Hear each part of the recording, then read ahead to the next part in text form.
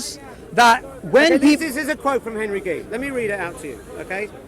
They had the 150th anniversary of the publication of The Origin of Species. And Henry Gee organised, or he wrote this, about they had this thing to celebrate that in Nature, okay? And this is what Henry Gee said.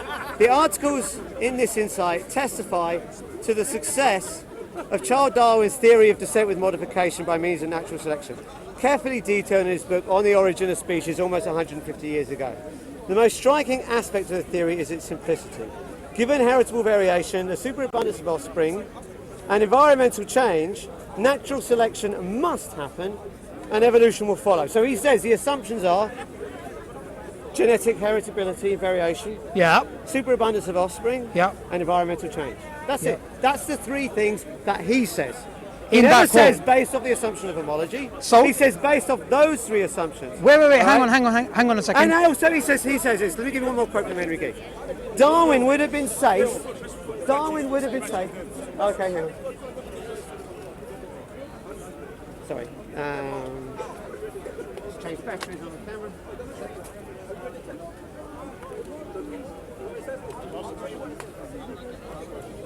Let's grab the microphone. Yeah.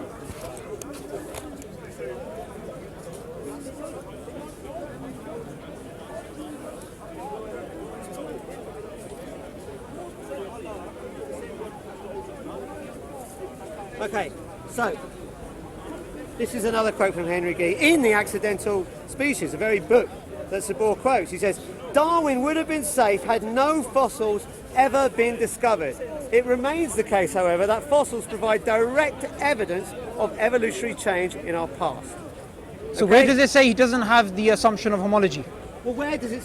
Where he says that natural selection, evolution follows from three things: heritable variation, selection, superabundance of offspring, and environmental change. Okay, now what you've done is you've actually committed a fallacy now. Go on.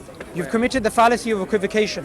We are speaking about homology and he's speaking about natural selection.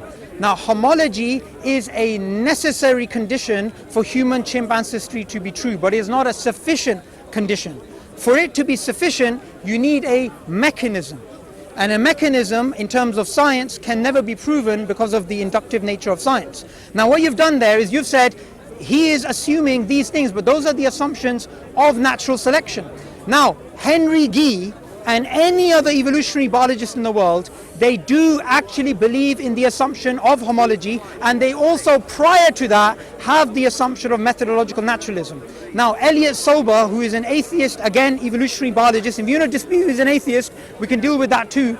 He is an atheist evolutionary biologist. In his book, Evidence and Evolution, which is published by by Cambridge University, he says, the idea that humans and chimps must share a common ancestor because they're so similar, and humans and mushrooms must have independent ancestry because they're so different, they're both naive, because within a probabilistic framework there is no must. And he goes on in that same very book speaking about homology, homoplasy, and the ad hoc rationalizations which do actually exist in the field of evolutionary biology. Wait, hang on one second. So what I want you to do is this. I want you to show me that scientists don't begin off with the assumption of homology.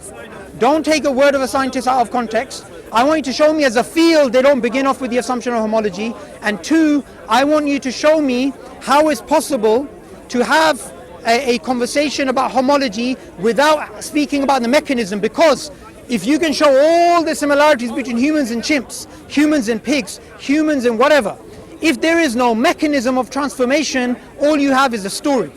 Which is why, and this is the last point I'm going to make, you can try and refute all these points, human-chimp ancestry was something which the ancient Greeks believed in, the ancient Hindus believed in, the Enlightenment Victorian thinkers also believed in, including Darwin and his grandfather.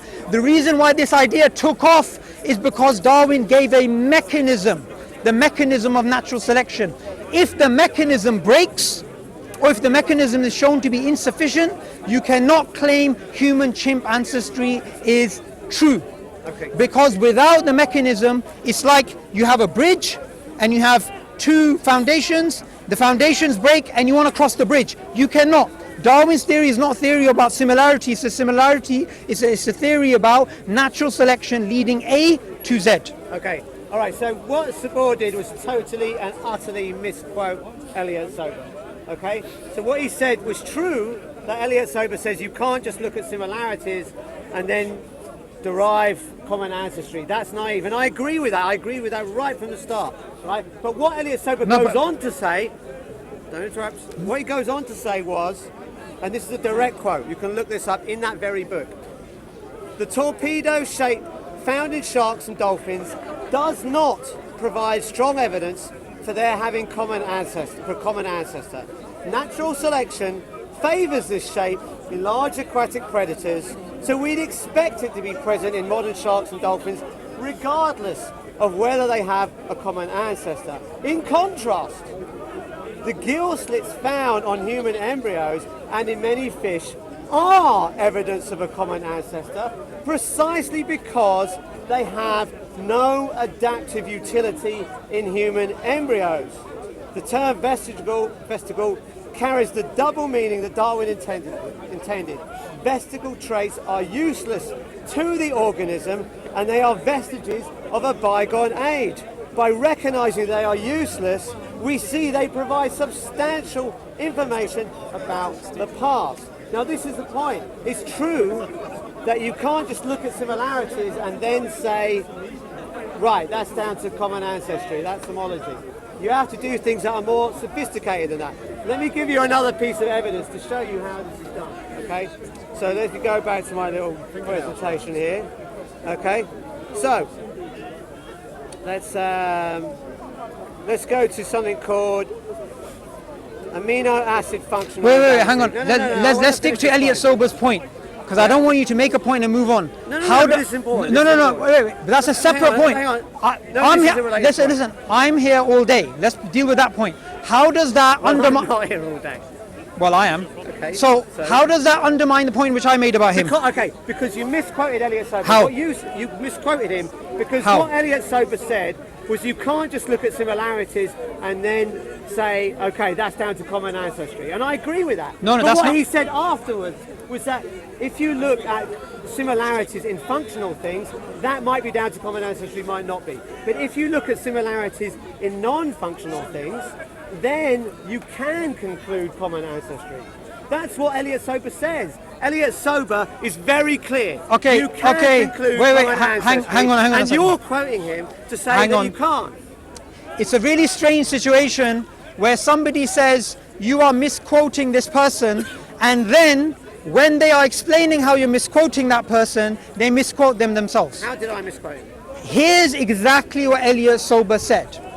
He said, the idea that humans and chimpanzees have a common ancestor, the idea that they must have a common ancestor because they're so similar, and the idea that humans and mushrooms must have independent ancestry because they're so different, both of these are naive because they are based on a probabilistic framework, and within a probabilistic framework there is no must in either case. He is describing homology as an assumption, and that assumption of homology fits into a probabilistic framework which also has other assumptions, such as a mechanism of natural selection, which also has other assumptions such as gradualism and vertical gene transfer and so on and so on.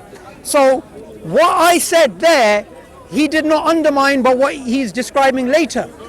Elliot Sober, what he's basically saying is that you cannot claim human-chimp ancestry is true, literally is a must, because it's still based on a probabilistic framework, which is exactly what I was saying. Okay, let me respond, right?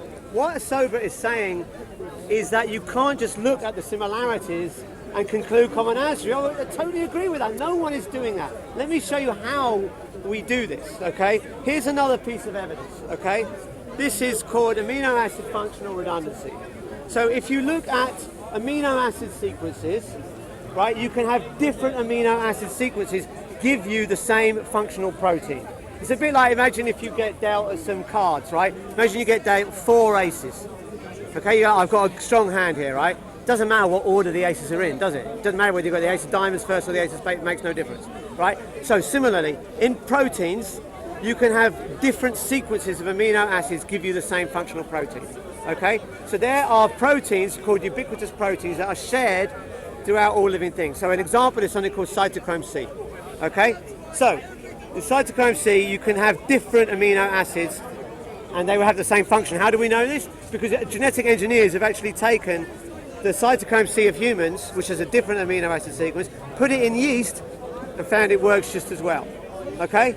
So there's no reason for the amino acid sequence to be the same unless I have common ancestry. So here's a table comparing amino acid sequences, right, of different species. And what you see... Homology. What you see is that the humans and chimps, the amino acid sequence of cytochrome C is absolutely identical. Not a single difference. Hang on, if you can just not turn it on the camera. Yeah? Now, as you go to other species, other mammals, they're pretty similar, but not identical. And what evolution would predict is they get less and less similar as you go to less and less related species. So if you go to yeast, you see very little similarity. Hang on, let me finish. You're making... Let me finish, right? Now, the point, and it's the point that Elliot Soper himself makes, is that if you look at something that's functional, if you just looked at, are the proteins similar? Yes, you cannot derive common ancestry for that because they're functional. But the amino acid sequence is not functional. You can have a huge number of amino acid sequences, right? Now, what's the problem? Now, Suboor says it's based on probabilistic reasoning. That is not even a serious objection because you have to say, what are the probabilities, right? I mean, if you say this thing has 1 in 2 chance and this thing has 1 in a zillion chance, they're not the same, right? Okay. Let me finish the point. Right. So what is a probability? This was done.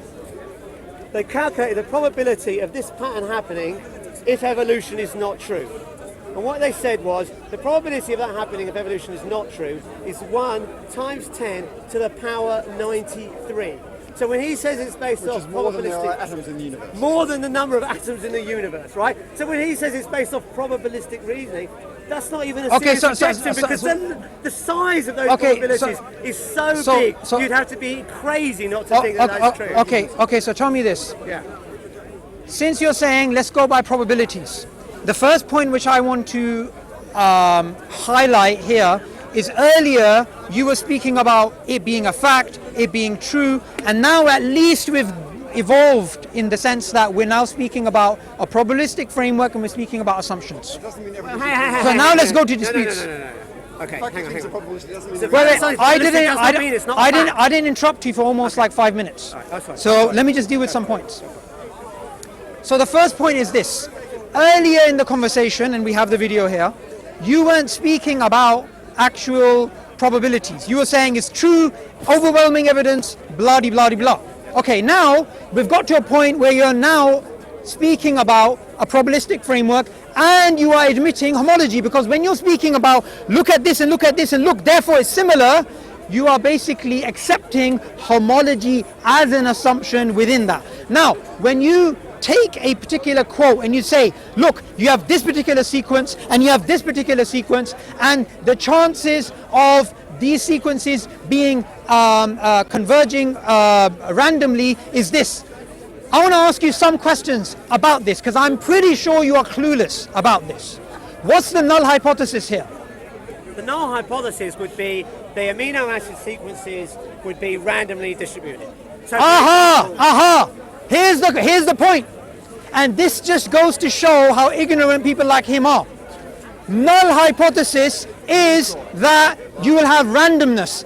Why the hell would you have that as a null hypothesis? Because anything is better than that. Anything. What are you talking about? Wait, hang on a second. Your null hypothesis, if it's randomness and you have something which is similar, anything is going to be better than this. Okay, all right, you're not getting it. The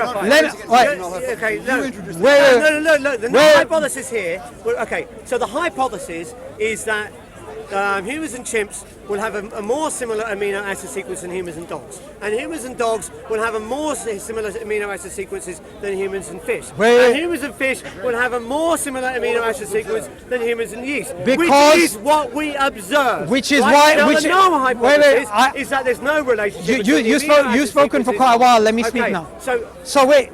Let's not speak about dogs and fish. Let's stick to the initial point, which is about the null hypothesis being random. Yeah. Okay? I want you to tell me, firstly, this. Why is it random? First point. Secondly, when it comes to two things being anatomically similar, which idiot would come up with an idea that their genetics would not also be similar rather than being random? Okay, all right. First question first, right? What kind of a thinking is that?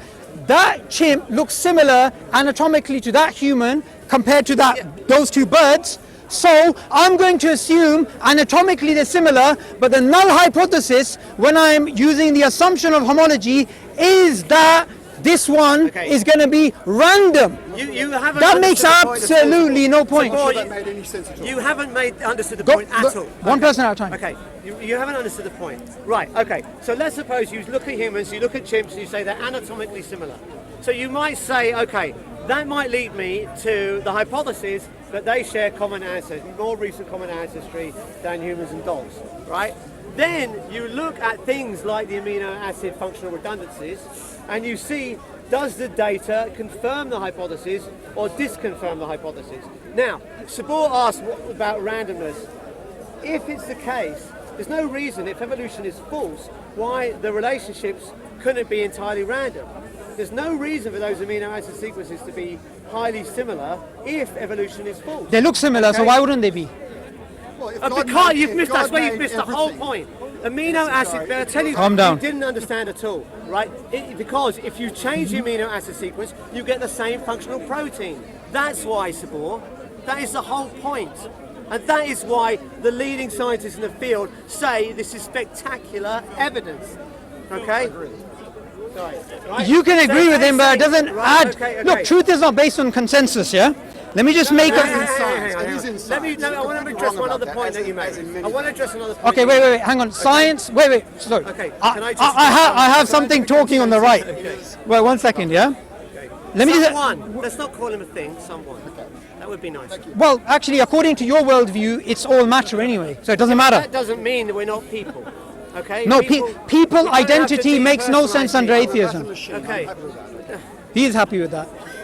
Okay, fine. If he's happy, okay. Let me address the point you said about probability. Wait, hang on. I'm addressing your point. You made that point, I haven't had a chance to respond. Okay, sure. Okay? But he said, right, that it's not a fact because it's probabilistic.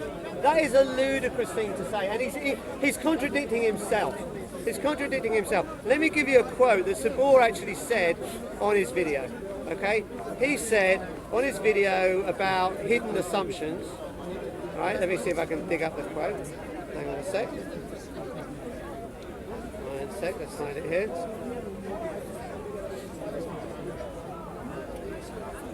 Right, let's get the quote. Right, he said, now he gives an example of a crime being committed, a criminal TV show, and he says this.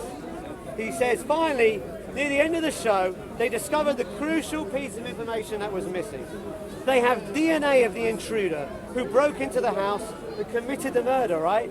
Program over. We know for certain that the person committed the murder because we have the key piece of information. That is the level of certainty that Darwinists want us to have when it comes to human-chimp ancestry. Like it's a done deal, guys. So that's a direct quote from Suboor. Okay? Right? Now. Wait, hang on. Hang on, let me finish the point. I agree with that. Let me finish the point, please. But why does that point undermine what I've said? Let me finish the point. I'll tell you why it does. Because when you get DNA evidence on a crime, what actually happens is they give you what's called the match probability.